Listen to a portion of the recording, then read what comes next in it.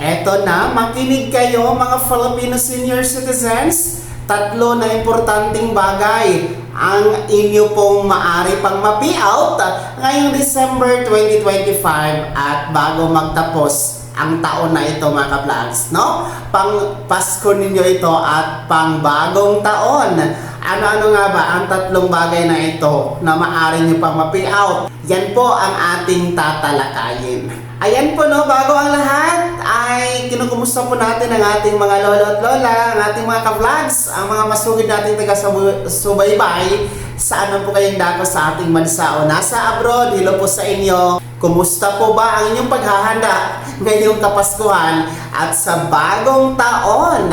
Well anyway, maghahati muna tayo ng tatlong mahalagang impormasyon, tatlong importanteng bagay na magandang balita ito para sa mga benepisyaryo at makakakuha sa payout ng mga cash assistance na ito mula sa ating gobyerno, mga ka-vlogs. So anyway, bago magtapos itong 2025, itong Disyembre, dapat po na payout nyo na po ito. Ano nga ba ito?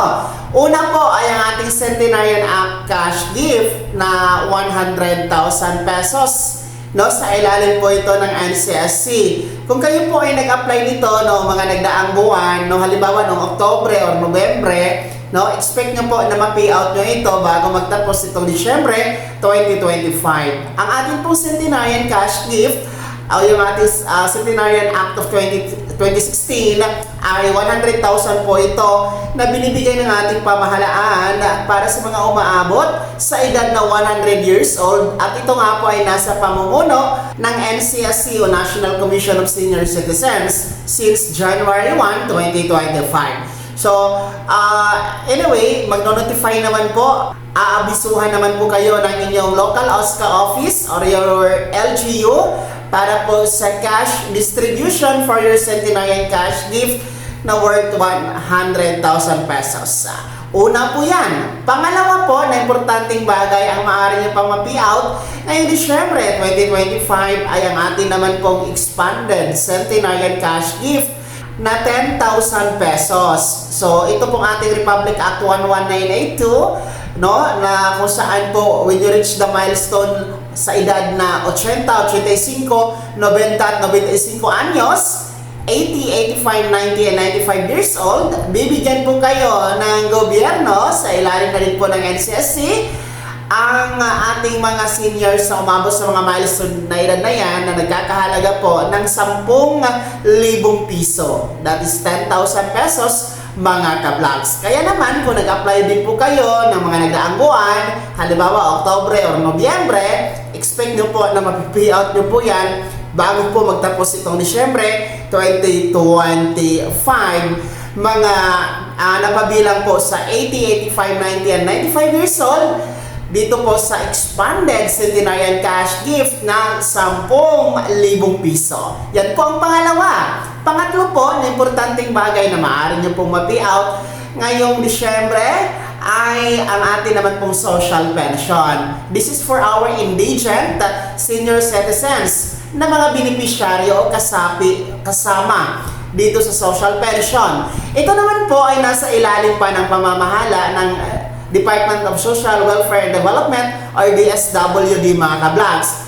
Paalala po ha, ang ating social pension, dapat ma-payout nyo na po ang 4th quarter. Kasi nga po, nasa huling quarter and huling buwan na tayo bago magtapos itong 2025. So, dapat na-payout nyo na po ang 4th quarter ng inyo pong social pension na nagkakahalaga po yan ng 3,000 piso. And kung hindi nyo pa natanggap yung 3rd quarter ninyo, so magiging 6,000 pesos po yan. Kasi po, 3,000 piso po yan per quarter. So paalala natin ha, ulit sa ating mga social pension beneficiaries, dapat na-payout nyo na po ang social pension bago magtapos itong 2025. At yan po ang mga tatlong importanteng bagay na maaari nyo pong ma-payout bago magtapos itong Disyembre at bago magbagong taon mga ka-vlogs. Kahit pa paano magagamit nyo po ang mga cash gift na yan, ang mga cash assistance na yan mula sa ating gobyerno para po sa inyong mga pangangailangan. Siyempre, no, sa inyong Kapaskuhan, sa bagong taon at pang-tustos na rin po sa inyong mga maintenance sa gamot, no, at iba pang mga pangangailangan. Kaya, congratulations po, advance Merry Christmas, advance Happy New Year sa lahat ng ating mga nagkakatanda. Mag-ingat po kayo lagi. Maraming salamat sa panonood. Huwag kalimutang mag-subscribe at i-click ang notification bell, ilagay sa all para una ka sa mga balitang i-upload ko. God bless us all, mga ka-vlogs!